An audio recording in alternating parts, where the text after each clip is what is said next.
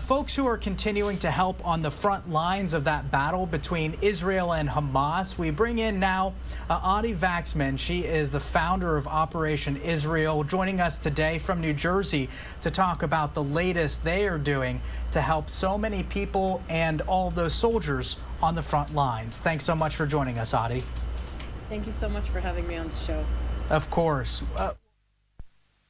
First off, please tell me, how were you founded, and what was the initial intent when you first saw what was happening, and in response, how you all came about? Well, it all started that Friday night, and as my family often does, we were sitting in the living room and turned on to the Israeli news somewhere around 11 p.m. And we started getting information about what was happening in Israel from the news and from some WhatsApp groups and family groups. And I immediately reached out to a friend and a team member in my company who lives in Kfar Aza. And I've been texting with her, and she's been telling me what was going on. We were pretty shocked and scared, and, you know, the whole, every human emotion was kind of going through, including, you know, the kids and my husband. We were all sitting and watching, and I was texting with her for a very long time. I was on text with her for about 26 hours until they were finally released alive. The following day, I think I was in so much pain, and I was so upset, and I was just really raw. And requests started coming in because I've done things like this before. I'm always this person in my community that helps fundraise for different causes and helps families in trouble and people that have, you know, all kinds of issues. And so requests started coming to me. Can you help with this? Can you help with that? People need this. People need that. My brother and my cousin got called on the draft that morning, still on Saturday. And so I got some information directly from them about, you know, shortages and needs of folks in the front line. And I just started looking at suppliers and started purchasing and started doing some research about what we could be doing. And during that, during Sunday, at that point, it was Sunday already, I managed to get some funds, and I managed to buy some equipment in Israel directly. And then after that, I partnered with a whole bunch of people, probably 5 or 6 different people from different parts of the country that were trying to do the same thing. We all got together, some people from my area, and we kind of launched this thing that became really major. We raised about a little over $4 million in the first week. And at this point, we're at around $7 million. And, you know, we're a lot more, 71 days in, we're a lot more organized, and we registered a nonprofit, and we have all the legalities that we need to have. And we're just receiving a lot of requests from the field on a regular basis, and are trying to supply as much as we can of these requests straight into the hands of those who need it. Now, the mission of Operation Israel is to, you know, formed into a dynamic powerhouse there of those volunteers, medics, entrepreneurs, shipping experts, everybody in between. For the audience listening in, tell us, what exactly are you doing? How are you helping folks fighting on the front lines? So I'll start with saying that this type of combat and the type of gear that they need is something that Israel has never seen before. It's very, very unique, both because of the field conditions and because of the sheer numbers of it, and because of a lot of other issues like disruption to the supply chain and 360,000 reservists that are normally a part of the economy, and now they're not because they're serving. So there's a lot of need in Israel. And what we do is that we receive requests through our website. The requests are coming directly from commanders of combat units in the field. We have a team of volunteers that is vetting the request and calling and speaking to the people and understanding exactly what they need. And we prioritize not by request or by unit, but we prioritize by product. So let's say, we look at all the different things that are being requested, and we see that the top 5 items are whichever items, either medical things or different things. We prioritize the life-saving and the things that actually assist them in protecting their lives. And we approach suppliers, some in Israel, some in the US. We have a lot of help from Department of Defense contractors and a lot of United States military logistics people and a lot of different really good people that have come to our aid in educating us and in helping us find the right sources. And we approach suppliers and we purchase the equipment in bulk. We get good rates and we ship it over to Israel. What needs to be shipped to Israel, we ship to Israel. The rest of the stuff, we have volunteers in Israel that are picking up for suppliers and are storing, putting it in inventory, and creating packages to go out to the field. So we really have sort of 2 logistics centers. One is here and the other one is in Israel. And here we receive all the gear that we are buying here. We unpack it, we count it, we put it in inventory.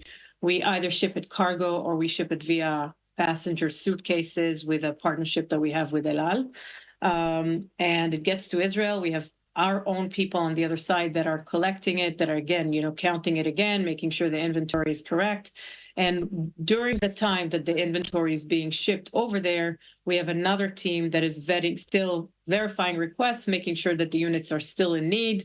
And of course, we do a lot of other vetting and verifying to make sure that the units are who they say they are, that the stuff is going to where it needs to go. There is a prioritization process that also is happening to ensure that, our resources are going to the people that need it the most. And we do have a team of doctors, both here and in Israel, and a team of tactical advisors, both here and in Israel. So we have different teams that are doing the prioritization and a team of IDF people that are helping us prioritize.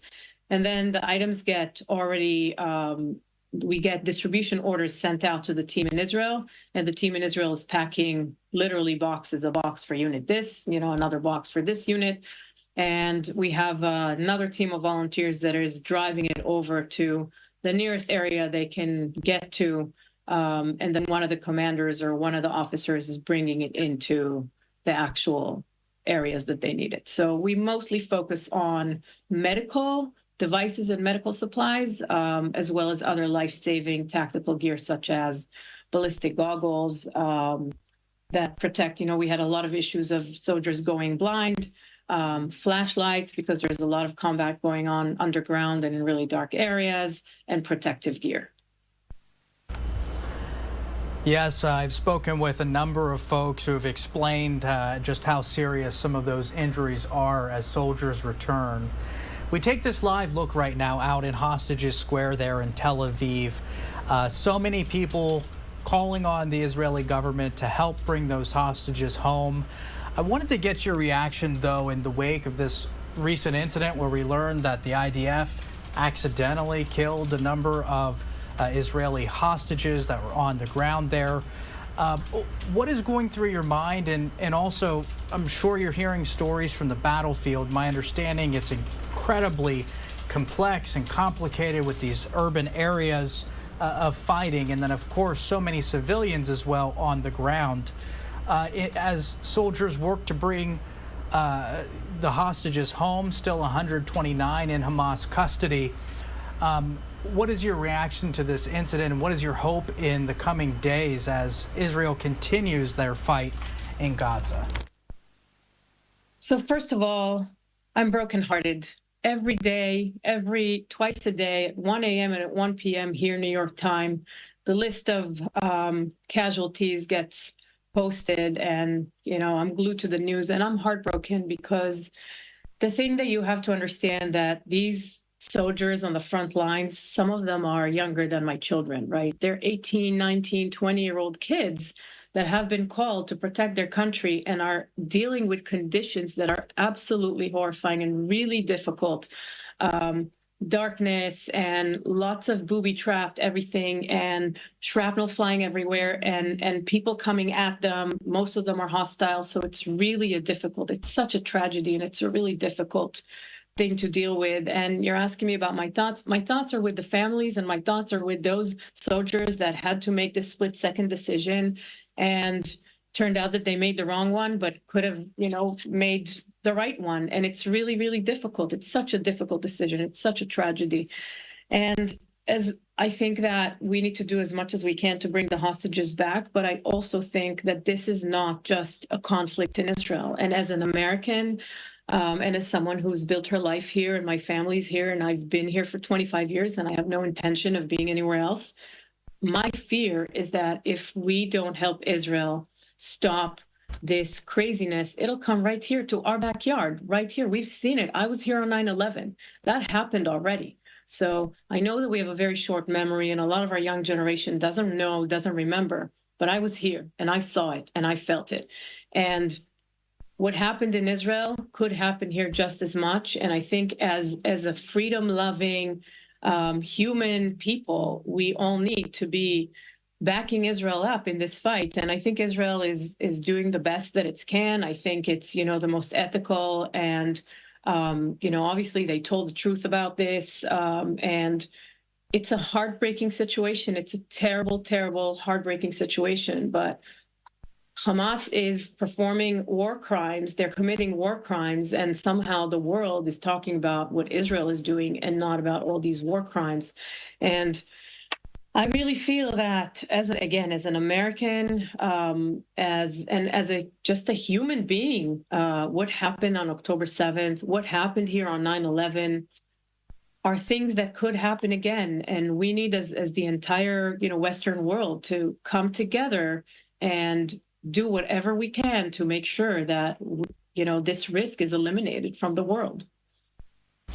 So many lives being upended, and it could have easily been prevented had Hamas not undertaken that deadly and terrible terrorist attack on October the 7th.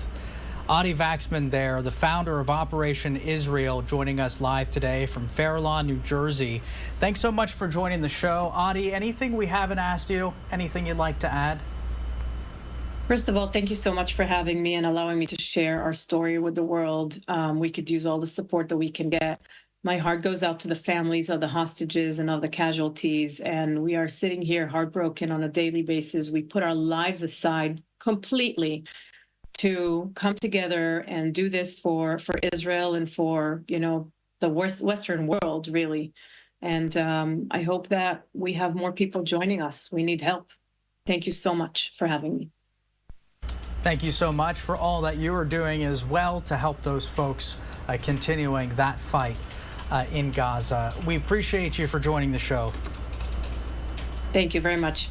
Okay, thank you as well. Okay, folks, I do want to go over to this image, live, raw, and unfiltered right now, as we are expecting to hear from the Israeli Prime Minister, Benjamin Netanyahu, any moment now.